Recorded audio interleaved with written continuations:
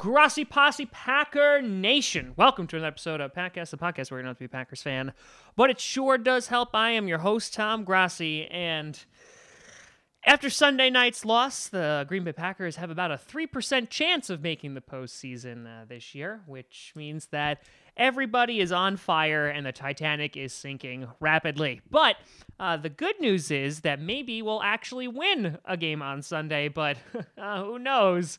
You never know with this team. But that brings us to talking about our guest that we brought on today. He's a diehard Arizona Cardinals fan, getting ready for the matchup this Sunday. We have good old JT, not Justin Timberlake, but even better. JT, how are you? I'm doing well. How are you? I'm doing so well. Thank you so much for coming on the show. I greatly appreciate it. The Arizona Cardinals. Absolutely. Arizona Cardinals. First I'll throw it out there and I'll ask. I'm assuming you're from the Arizona area, but kind of give me like a little synopsis on how you became a Cardinals fan. Was it something that you liked the bird? Was it kind of like passed down from generation to generation and you took up the mantle of being a Cardinals fan? Like kind of how did that occur?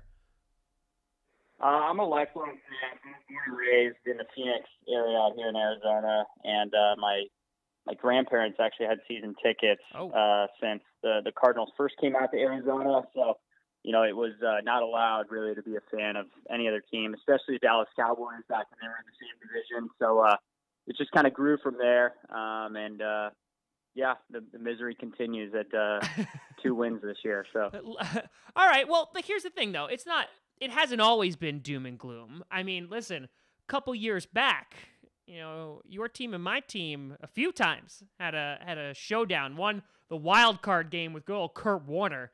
Oh God, that game, which I still have never forgiven for the face mask at the very end. I'll never forget that. But we did have some good battles. That is true. We did, and then we had our divisional game in which you guys went on to the NFC Championship in the overtime thriller, which ended very quickly because we didn't have a defense, which is still the case. But you guys recently have been going through some changes because, a few years ago, when was that divisional game? 3-4 years ago? I mean, it wasn't that long ago that you were the dominant team in the NFC West. And then it's kind of fluctuated between the 49ers, the Seahawks, and now obviously the Rams. So kind of like walk me through what has happened over the past few years that has led to kind of this just decline of play in Arizona. Yeah, it's a good question. I mean, I think what's really happened is we've just seen a lot of change in terms of the quarterback and the coaching staff. And like most fans, I think Cardinals fans tend to be pretty positive, and a lot of fans out here had high expectations going into the year with Sam Bradford and whatnot. But really everything changed. We lost Bruce Arians and his coaching staff. We lost Carson Palmer. And, if you go back even earlier than that, we had, players that are having an impact now, like Calais Campbell and everything, that are no longer around. So we just kind of slowly lost guys. Yeah. And when you look at, a new quarterback, new coach, I think our expectations were probably too high, but none of us expected it to be this bad. Yeah, and kind of just touching on that, right? So you had Carson Palmer, who at a time was playing well, but we always kind of knew like he was a Band-Aid, right? Like eventually, because your team was aging pretty quickly. Bruce Arians, obviously Honey Badger kind of left the team as well, which kind of left a little bit of a hole in the defense. And even like Larry Fitzgerald, who's still hanging around, breaking records and doing what Larry Fitzgerald does. Is it at the end of the season? I think he's retiring or something like that. It could be. I think all Arizona fans have kind of felt like he was going to retire for the past 4 or 5 years. And yeah. Been hanging on. So hopefully he's back, but I wouldn't be shocked to see him retire. Yeah, I feel like I've seen that article of like, this will be Larry Fitzgerald's last season. And then he's still there. Like he keeps on coming back. Listen, if the guy can still play at a high level, like why not? But you touched on the idea of you have so much, talent leaving, whether it's, quarterbacks aging out or no longer head coaches or on the defensive side of the ball. Last year obviously didn't go the way you wanted to. You had the big injury to David Johnson, which obviously was a big blow. But at least coming into this season, you were talking about expectations and what the fan base had, like there was room for optimism, right? Like in that you got you got your new quarterback, you got the new head coach. David Johnson was supposed to be at full strength because I think he was cleared around like January or February of this year. So like there probably had a bit of like at least some level of like, okay, let's see what this team can do.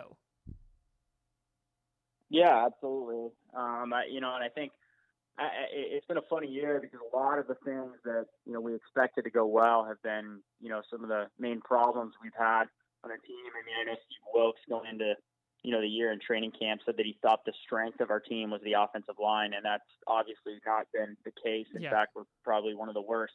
And then nobody really expected what happened with Sam Bradford. I mean, on sports radio here, they talked quite a bit about, how if we saw Josh Rosen play this year, it was because Sam Bradford got hurt again. Yeah. And he didn't get hurt. He was just flat out terrible. So it is what it is. Yeah, I feel like when you hang your hopes on Sam Bradford, you're just going to be disappointed. Like, I feel like that's a very fragile person to hang your hopes and dreams on. Absolutely. Yeah, no, and it was weird because, I was not hopeful that he was going to be healthy this year, but I just really didn't expect him to be as bad as he was. It almost honestly looked like he was playing scared. He would lock in on one receiver. Yeah. And, he just didn't want to take a hit, which I can't blame the guy as a human, but it's tough to watch as a fan. So. Sure. Absolutely. So I want to talk about two major additions to your team. Steve Wilkes. So you pick him up. If I'm not mistaken, he was for the Panthers, right? He was on the Panthers, I think, before. Yeah, he was DC with them for a short time, and then before that, he was defensive backs kind of background.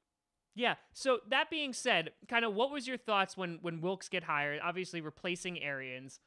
Was that something that you were like positive about? Was it something that was like, okay? Because there was a time like when your defense was pretty damn good, and you're bringing a defensive-minded guy in, you got to think like, okay, maybe he's going to shore up that defense a little bit.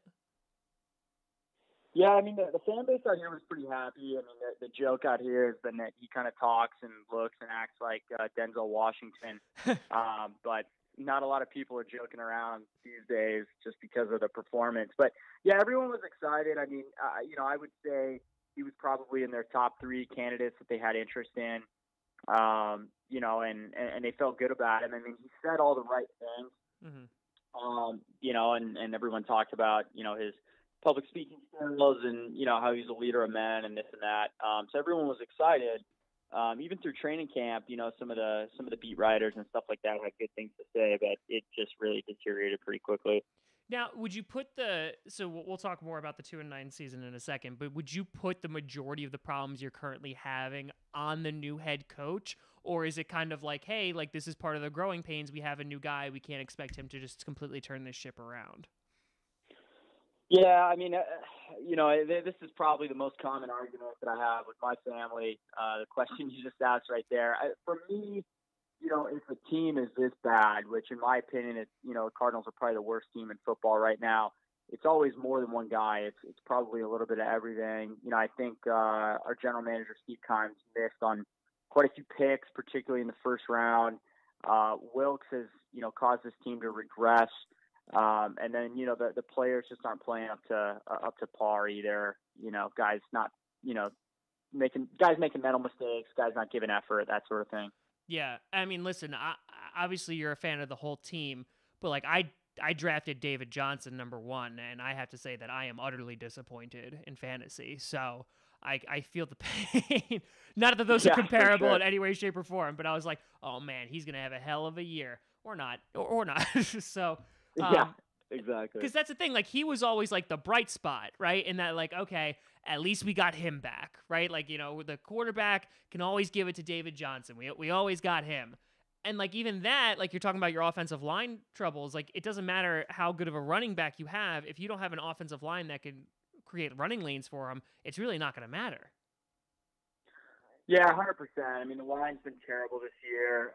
One thing I will say about David Johnson is I put a lot of that on the coaching staff because with Bruce Arians, he was creative, kind of like some of the stuff that you see with, what the Bears are doing and with what Kansas City's doing. He did some of that, and I mean, he was smart enough to recognize that Johnson could really, run routes and catch the ball in the backfield. And so he used him that way. And then this year with Mike McCoy, and then, after he got fired so far, Byron Leftwich, they're comfortable just running them up the gut every time. And so, you just don't see a lot of creativity out of the offense, in my opinion. Oh, man, I can relate to that really hard. Like, I swear, if you just take some names around, like you're talking about the Green Bay Packers, that's That's depressing.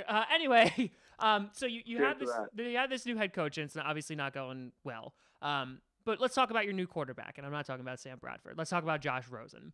So draft day, did you think that the Cardinals were going to be, because obviously they had a need for a quarterback? Did you anticipate that either one, they were going to trade up, or they were even going to target a quarterback in the first round of this year? I really didn't know. I would say my expectation was that they probably wouldn't end up with a quarterback, simply because usually in this league, it costs a lot to trade up even just a few spots in the draft. So I didn't think they'd be willing to pay the price. And then I also thought that a lot of those guys would go earlier. I thought the Broncos would have taken a quarterback, for example. So I didn't expect it, but as, the chips started to fall, it became more and more likely. But I was surprised that, they got the 10th pick for what they got it for from the Raiders. I thought we got a good deal on that. It was one of the few positives. Yeah, so Josh Rosen, you get him, right? You got him. Your immediate thoughts of, okay, like, this is supposed to be our new franchise guy. Like, did you know a lot about him coming out of college? Was it something that you were excited for? Or you're just like, okay. Yeah, I was excited. I thought Baker Mayfield was, probably the most sure thing quarterback. And then I kind of had Rosen and Darnold, about even. I didn't really care for Josh Allen as much. I mean, he had a decent game this past weekend, but yeah, I mean, I would say Rosen was, second or third on my list. So, I was happy to get somebody, because usually if you get a halfway decent quarterback, you're drafting in like the top 3 these days. So I was happy on draft day. Okay, cool. So that being said, obviously, the Sam Bradford experiment doesn't really work out too well. So you start Josh Rosen. So kind of give me your 2 cents of watching him play. Where do you see some of his strengths being, and where are you seeing some of his weaknesses? Yeah, I mean, if all goes well, I think he projects as kind of like a Matt Ryan type quarterback. I'm not going to sit here and tell you he has like Patrick Mahomes talent or something like that, but I mean, I think he could be a guy like that. It's really tough to evaluate him right now because our team's so bad and our offensive line's terrible. Some of the things I've seen from him is, he can make all the throws, that you want an NFL quarterback to make. So it's not a matter of not being able to. I think it's just consistency. He has a tendency sometimes to lock in on receivers. We've seen that hurt him a little bit when he has thrown picks. It's usually been that he's locked in on a primary receiver, and then the defense keys in on that. But I've been happy. Honestly, he's probably regressed a little bit over the past few weeks, but I don't know how much of that is him and how much of it is just the terrible environment he's in. So. Yeah, and he's a rookie too. Like, I feel like that's often understated, that like you can have these guys who like come right out of the draft. It's very rare that they do well, like starting their first year. I find it is, and that like it definitely benefits for them to like sit behind a veteran guy for a year, 2 years, or an Aaron Rodgers more. And kind of just get to learn the process, learn the field, practice more, and everything like that. But in your case, like, he's literally thrown in there, so there's gonna be growing pains, obviously. Yeah, absolutely, and they haven't, done this job of putting him in a position to succeed. I mean, the first time he saw the field this year, it was at the end of the game in the fourth quarter, and we were trailing. I believe it was the Bears at the time, and they just kind of threw him to the wolves, and he ended up not making anything of the opportunity. But it's stuff like that where as a fan you're like, you're not giving this guy the best chance to go and do good things. Yeah, no, I completely hear you. So you're sitting right now, we're talking about the problems with the team, in that you're sitting at 2-9. Things aren't good. But you were talking about the offensive line of being like one of your major problems. Where else do you see like these issues? Like, how is this snowballed to the fact that your team is 2-9 right now? Like, where else are the gaps? Do you see it on the defense? Do you see it on like the lack of wide receiver talent? Do you like kind of where do you see like the main problems that you can address in the draft and in the future, to try to make this team a little bit better? Yeah, definitely. Well, one is, the offensive line. Obviously, we talked about that. they've been depleted by injuries, but also they just, they don't have the right pieces in place. Guys that are, older, injury prone, guys that just don't have a history of producing. Receiver's been a problem for us. I mean, if you go back to, when we were battling with you guys in the playoffs, back then we had, Fitzgerald, Michael Floyd, John Brown, Yeah. all those guys have moved on. And, our wide receiver talent's pretty good. Christian Kirk's a promising rookie, but, he's still a rookie like Josh Rosen, which is another issue we face. And then, Larry Fitzgerald's not getting any younger. And then outside of those two guys at wideout, it's really pretty awful. And then on the defensive side of the ball, the second cornerback spot has been a real problem for us. Teams obviously try to avoid throwing Patrick Peterson's way. Yeah. But when they throw opposite side of the field, they tend to find somebody who's not the best in coverage.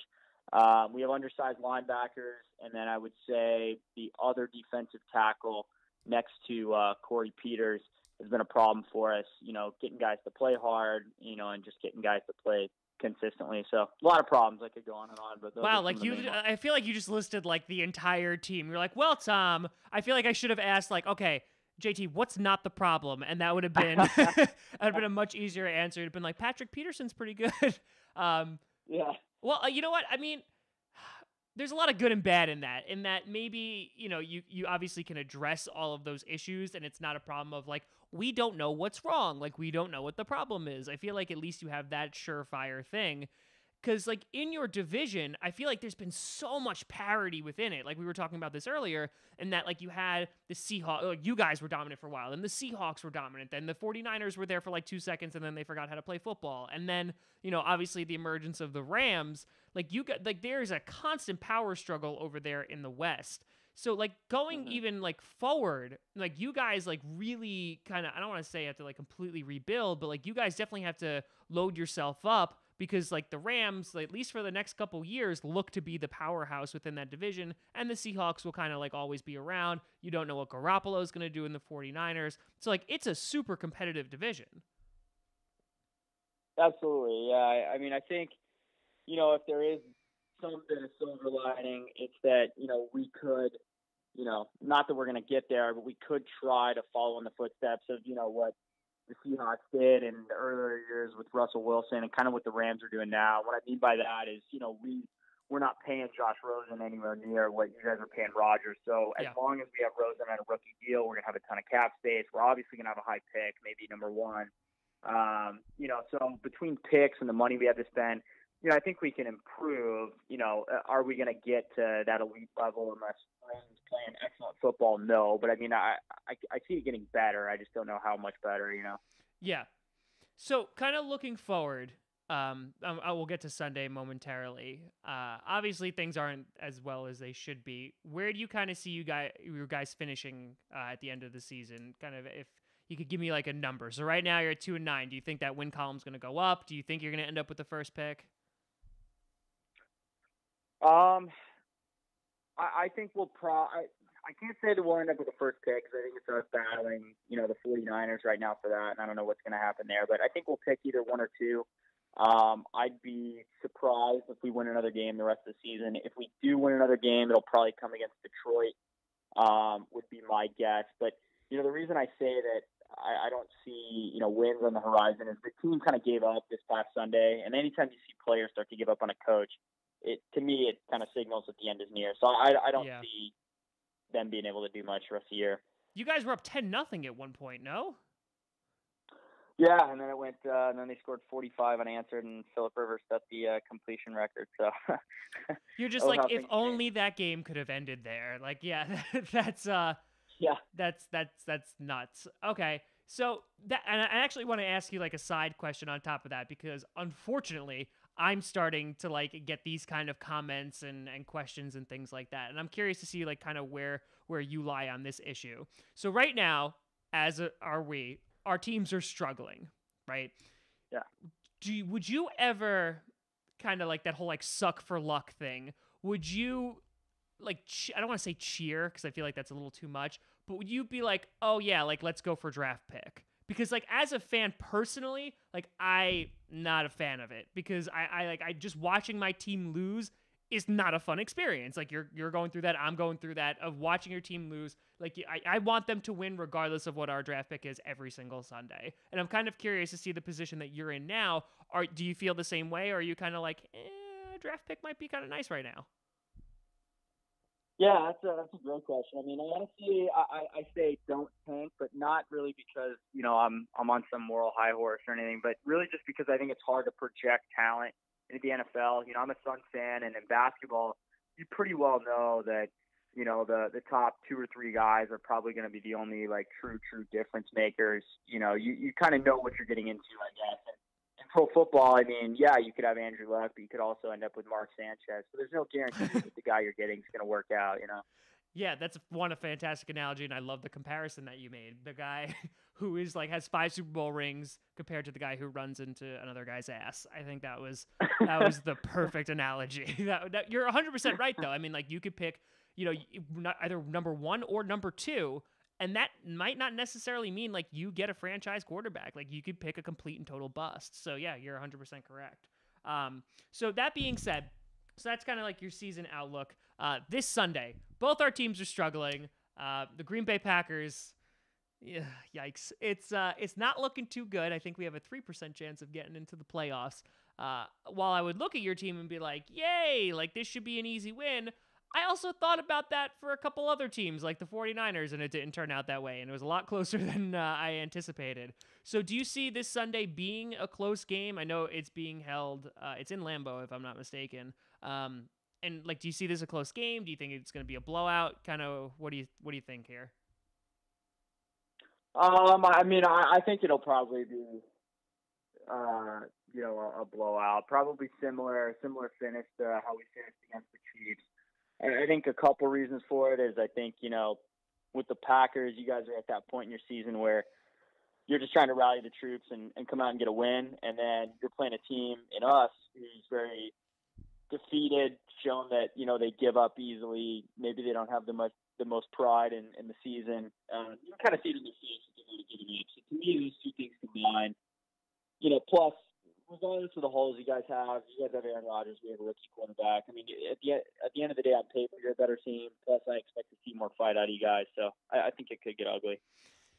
Yeah, I've been waiting for that all year. I really have. The only time I saw it was the Bills game, and then it all went away. But like, I think you brought up a really good point about like the team like giving up kind of thing, and that I don't want to say I'm afraid of that happening, but with all the rumors swirling about Mike McCarthy and if he has this team anymore, I feel like it's going to be really interesting going forward with the rest of the season, and depending on where the Packers finish, if you're going to see that. Because if they lose 2 more games, or even if they lose 1 more game, they're definitely out. But I'm saying if they start losing even more than they already are, you might see the exact thing that you're mentioning with the Cardinals, and that's just not a good sign at all. Yeah, I mean you're on the money. I mean what we've been hearing, you guys are probably a lot more dialed in on the Packers out there, but I mean what we hear all the way out here is that it's probably likely that McCarthy loses his job no matter what. I just think with Rodgers, he's too much of a competitor that he won't lie down. I mean, even if some of the other guys on the team lie down, I can't see him giving an inch. And if he's playing hard, we're in for a long day. So yeah, it's one of those things that, like, I want to believe you so bad that McCarthy's going to go, but like we've kept him around for so long, and I don't think McCarthy's a bad coach. I just think he's a coach that hasn't adapted to the times as well as he should have. And you see like teams like you could relate to this, right? The idea of like you watch the Rams and Chiefs play like on that Monday night game, and you're like, it's like they're playing a completely different sport. Right? Like it looked like college football. Like they're just driving down the field. No one's stopping them. And the offensive, the trick plays and the schemes that they're calling are incredible. And then I'm looking at the Packers and it's 4th and 1 or like 4th and 2, and they're not going for it because they're afraid they're not going to get it. And it's just, it makes no sense to me. But I feel like in 2018, it's a different breed of football than it was 4, 5, 10 years ago. And so you need those coaches to adapt with the times. Yeah, no, I think you're on the money, and that's what we're seeing out here in Arizona too. I mean, the funny thing about it is, if you ask most Cardinals fans who's the coach they most want to have, it's probably McCarthy if he's available. But it sounds like, what you guys experienced with McCarthy and what we experienced with Wilkes is sometimes one and the same. It's just kind of, that old school type mentality towards coaching, calling plays. Yeah, and I think it definitely has its place. Like, don't get me wrong, but again, there's going to come a time, and I mentioned this on the last show, that, like, you're talking about Aaron Rodgers. When you think about the Packers, it's all on Aaron Rodgers. If he plays well, they do well. If he plays poorly, they do poorly. The team needs to be more than just one person. There's not a single successful NFL team right now that's just one person and that's it. Because that's not how NFL teams in 2018 operate. Because if teams know that they can make Rodgers' life a living hell, they're obviously going to do it, and they're going to do well against the Packers. So, yeah, it's frustrating to say the least. I think we're both in a very frustrating place right now. And hopefully there are better days on the horizon. Yeah, no, absolutely, and I'm hopeful for you guys that you can put some talent around, Rodgers while he's in his prime years and stuff like that, because it's good for the league, right? I mean, that's what maybe not if you're like a Bears fan or whatever, but I mean, for the most part, that's what people in football want to see, right? Yeah. They want to see people doing well and breaking records and stuff, and it's hard to do. I think sometimes it's supporting cast. So hopefully now that you guys got rid of Ted, maybe something will develop. That's the hope, or at least that's what my blood pressure hopes. But yeah, you're 100% correct. But JT, it has been an absolute pleasure talking to you. I appreciate you coming on. I wish you luck in the rest of the season. I mean, hopefully not on Sunday, because if we lose on Sunday, yeah, then I'll have no words, and that'll be that. But thanks for coming on, man. I appreciate it.